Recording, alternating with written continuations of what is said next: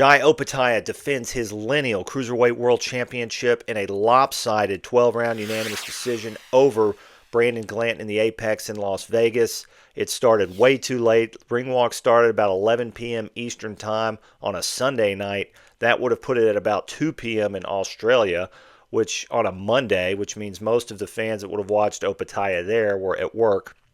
Nevertheless, look, it was a masterful performance. Opetaia was never really bothered. He did get hit with some shots, but there was never a round that you could have given Glanton, even if you were just trying to be generous, even if there was a comparison round. There weren't swing rounds. The only round that I guess you could kind of say is a little asterisk on the fight is the 11th, where the referee decided to take a point from Opetaia, really a makeup point for holding, because he'd already taken one from Glanton. He also took a point for low blows from Glanton, which I think was the only point that was valid because those were some serious low blows. So the scorecard should have been 120 to 108. Instead, they were 119 to 106. I had the same card as the three judges at ringside. Very, very easy fight to score. Opetaia was better in all facets of the game. Offense, defense, counterpunching, fighting at range, fighting on the inside, had better legs, had better footwork, just everything. Everything was better. Glanton was never in the fight. The advice that he was getting from his corner headed by Durrell was terrible. It was just go man, you're going to change your life. Go, go, go. They never gave him any tactical, do this, do that, tactically different than what you're doing. He made no adjustments. He wasn't really even told to make adjustments by his corner other than to sort of up activity. Opetaia looked really good. I give credit to Glanton. Obviously, if you watch his channel, I said this was going to be a showcase fight where he'd get a knockout inside of 4 rounds. That is Opetaia. That did not happen. Glanton was able to take a lot of shots. But I'll be honest, this fight should have been stopped. Not in the 4th round, but after the 10th round with that massive hematoma on the center of Glanton's forehead, guys, it looked like Hasim Rahman in there. It was that bad. And not one time for a referee who was ultra involved in this fight, not one time did he call timeout between rounds and have the doctor come look at it. I was shocked at that. Not one time, and he should have. And if the doctor lets it go, fine. I understand that the final arbiter of stopping the fight is the referee, but he needed a doctor to look at that. Glanton is going to have to go to the hospital and have that drained, and maybe some other things. And I'll be honest, it was reminiscent of Abdusalamov and Mike Perez and Adonis Stevenson. I hate to say it, and I hope I'm wrong. I hope I don't wake up tomorrow and turn on my phone and see that something awful has happened to Brandon Glanton. He took a ton of punches and showed tremendous heart, and his corner didn't protect him, the referee didn't protect him, and the boxing commission didn't protect him. And Opetaia did his job. He landed, bone-crunching punches. And a lot of times it's in the best interest of a fighter to get knocked out rather than to continue to take sustained punishment.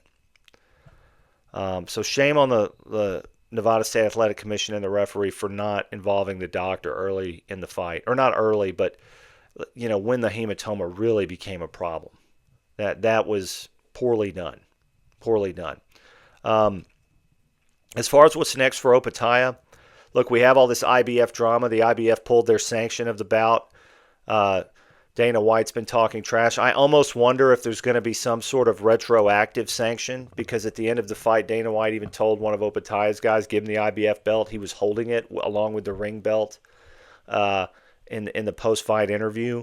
So I wonder if, because sanctioning fees are paid, if there's maybe a threat to sue, that, you agreed to these terms and then you pulled out publicly saying that it was because the belt wasn't displayed properly at a press conference, but then you cite an obscure rule that you had already agreed to waive. You've waived it in the past with the IBO, with the WBF, even with the Ring Magazine belt, and even when Turkey created that undisputed belt for Usyk and Fury in their first fight. So, I'm interested to see what's happening with that.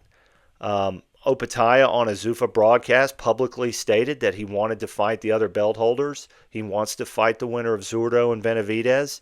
And I think that's a massive fight. I don't think it would be a Zuffa card. I don't know that it would even be for the Zuffa belt to the extent that it is a belt. Jesus, 6 belts. I can't even believe it. I need another beer just thinking about it. 6 belts. So it's going to be interesting. Now, the real reason that Zuffa has signed Jai Opetaia, and I spoke about this in another video, is they long term want him to go to heavyweight, as guys like Usyk and Fury and Joshua and Dubois and Zhilai Zhang, some of the other guys, and rounding out the top 15 sort of start to retire and move on. They want Opetaia to sort of ascend to be a heavyweight champion, and I suspect that they will match him with a heavyweight that they have signed and make that for the Zuffa heavyweight championship.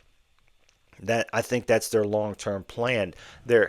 I think they're attempting in the long term, they can't do it in the short term, but they're attempting to mimic HBO's stated goal, which was to sign the heavyweight champion and to sign the pound-for-pound best fighter in the world. Those two guys would be your flagship fighters for the network. And if you remember, especially in the 90s, there was De La Hoya, and then there was Holyfield and Lewis and Foreman to an extent, and all the other, Roy Jones Jr., Floyd Mayweather, all the pound-for-pound guys and the heavyweight champion, as the title changed hands even, were HBO fighters. And that's what they want to do here. That's what Zuffa wants to do.